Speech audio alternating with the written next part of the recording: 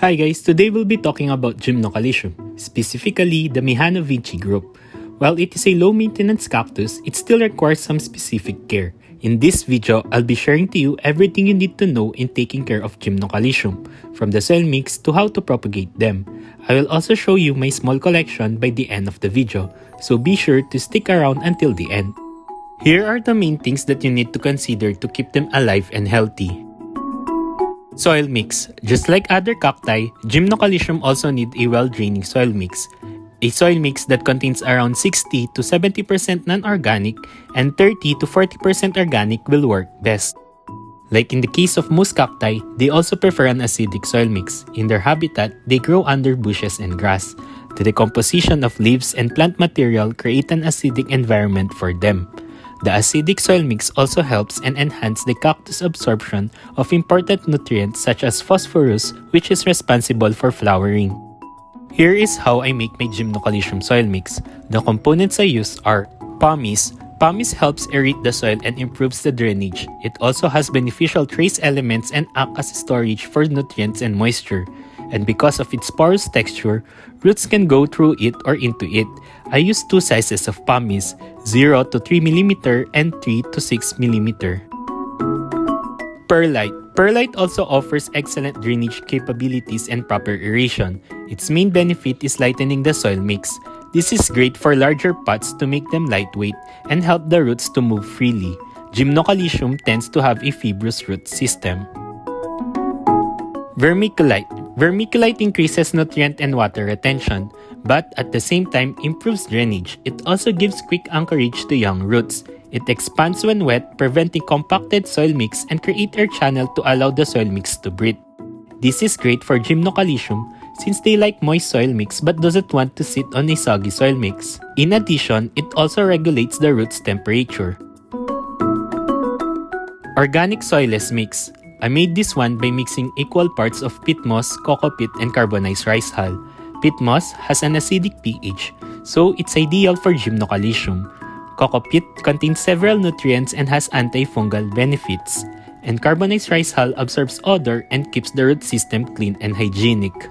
These components will provide the needed moisture and nutrients the cactus needs. These are sterile medium, which means that you don't have to worry about grass seeds and other harmful pathogens that may be present in ordinary soil. I mix 2 parts 3 to 6 mm pumice, 2 parts 1 to 3 mm pumice,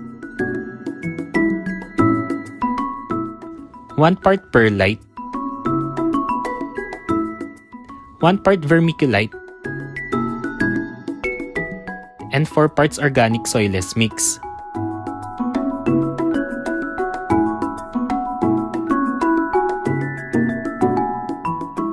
As you can see, the soil mix is porous and light, but has more organic compared to my other cactus soil mix. If you do the compact test, it will easily crumble. This cactus prefers moderate to abundant watering, provided that you use a well-draining soil mix. This group of Gymnocalycium thrives in a tropical savanna to tropical forest. They are native to Paraguay, which is relatively humid. Water the cactus thoroughly until the water starts to drip out the drainage. I usually do this twice just to make sure that the soil mix is completely saturated. Then, I allow the soil mix to dry almost completely before watering again. I usually don't have a schedule on watering since there are several factors that can affect how fast a soil mix will dry. If you want your Gymnocalycium to have beautiful skin color, do not let their soil mix to be bone dry for months. Their delicate roots may desiccate and makes the cactus skin duller. Thus, during the summer or hottest months, the cactus may need more frequent watering. If it has been raining in your place for days or when the temperature is lower than their optimal growth temperature, especially if it is below freezing point, you may halt and delay watering. Remember that colder temperature retain moisture in the soil and stop the growth of cactus. For me, the best water to use is rainwater. It helps flushes toxic substances or salts in the soil mix. Avoid chlorinated tap water and hard water since it can build up mineral salts deposit and may leave watermarks in the cactus skin. The mineral deposits make the soil mix alkaline, which can hinder and block absorption of essential cactus nutrients. After watering, I make sure also that there are no droplets in the body of Gymnocalycium. I usually water late afternoon or early in the morning. Do not let their skin wet during the peak of the day since it may cause sunburn. You can use an aspirator to blow the excess water. Sunlight. Gymnocalyciums are shade-seeking in their natural habitat. They grow under or beside shrubs and grasses which provide partial shade to them. Thus, place your Gymnocalycium in an area that receives at least 8 hours of filtered sunlight. I use UV plastic sheet and shade net to achieve this. Do not expose your Gymnocalycium, especially your variegated one, on direct afternoon sunlight since it may cause sunburn. And compared to other Gymnocalycium species, the Mihano Vinci group have less spine to no spines. That is why they cannot handle intense sun. If you don't have a greenhouse, you can expose them to morning sunlight then bright indirect sunlight for the rest of the day. This cactus can also thrive in lower light conditions such as windowsill, but lower light may affect the cactus flowering. Temperature. Gymnocalycium likes warm temperature. They grow well in temperature around 20 to 40 degrees Celsius. These cacti are not cold tolerant since they originate from a subtropic region. If you are living in a region which experiences cold or freezing temperature, you may want to keep them warm and avoid watering. Maintenance for Gymnocalycium. Fertilizer. I usually add slow-release fertilizer on the soil mix when I repot them. I also feed them blooming fertilizer diluted to half strength during summer or blooming season. The brand I use is Siam Fertilizer Bloom. It has 15, 30, 15 with added trace elements and vitamins. Remember that trace elements are also important in cactus flowering. Repotting. Gymnocalycium needs regular repotting to allow more room for growth and to assure it reaches mature size. This will also replenish the nutrients and minerals in their soil mix. When repotting, I trim the roots. I cut most of the roots, leaving only a few centimeters of the roots. This will allow the cactus to grow new roots which are more efficient in absorbing nutrients. Then air dry for a few days until the wound is healed. After potting, I place them in a bright area and water them little since their roots are just starting to grow. I also add top dressing such as akadama. This provides a thin layer between the cactus and the soil mix. It also keeps the soil mix at place when watering and makes your cactus looks finished. In addition, it also serves as an indicator if I should water them. Akadama turns lighter when it is dry. Avoid top dressing with sharp edges since it may damage the cactus and may start a wound. Pest Control. Gymnocalycium are prone to common cactus and succulent pests like scales, mealybug, and root mealybugs. For me, prevention is better than cure. That is why I add systemic insecticide when repotting them. This will protect them from harmful insects for months. I also make sure that the soil mix I use is clean. During rainy season, I apply fungicide to avoid bacterial and fungal infection. Propagation. Gymnocalycium is often propagated through seeds to create new hybrids.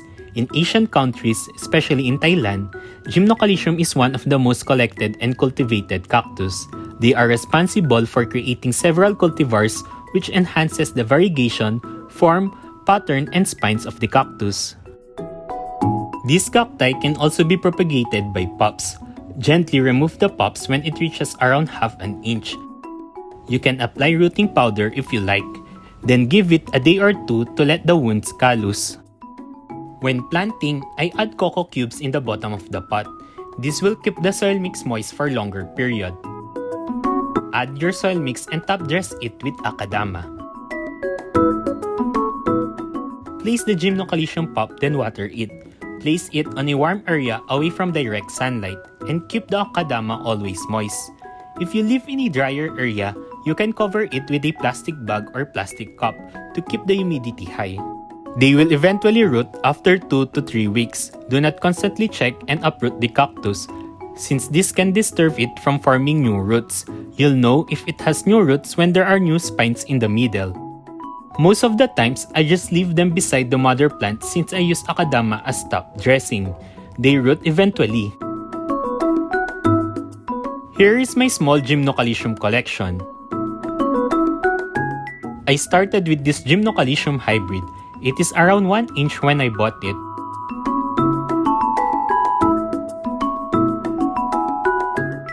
Then, I bought this Gymnocalycium variegated. At that time, this was my most expensive cactus in my collection. This has grown a lot. When I bought it, it has a lot of non-variegated ribs, but now it has this almost perfect variegation.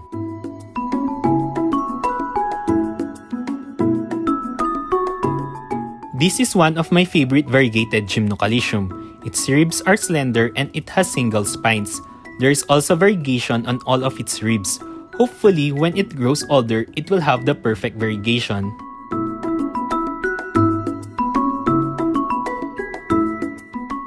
If you like colorful cacti with less thorns and beautiful flowers, then you should buy Gymnocalycium.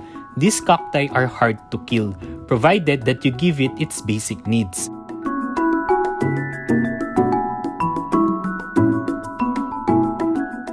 As you can see, I only have a few Gymnocalycium, and almost all of them don't have cultivars. I don't normally buy Gymnocalycium since I am more on a astrophytum collector.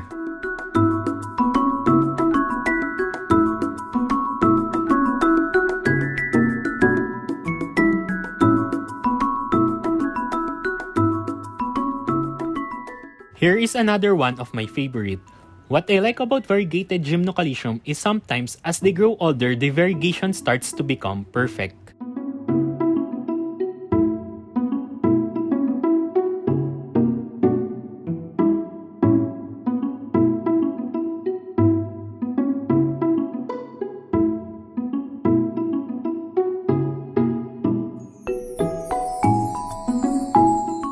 These are Gymnocalycium friedrichii, one of the most popular species of Gymnocalycium today. They have tall, slender ribs compared to Gymnocalycium mihanovichii. All of these were pure species.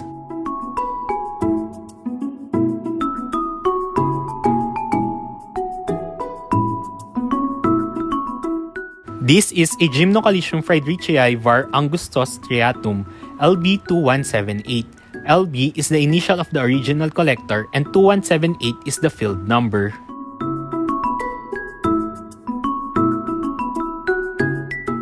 This is a Gymnocalycium friedrichii var. angustus striatum, Vos 1241.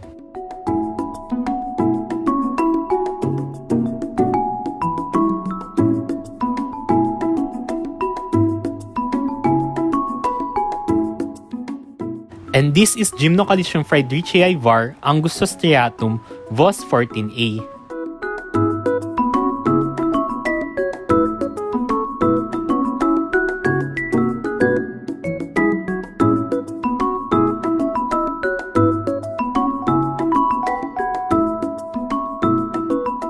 Again, experience is still the best teacher. What works for me may not work for you, but hopefully this information and tips will serve as a guide for you.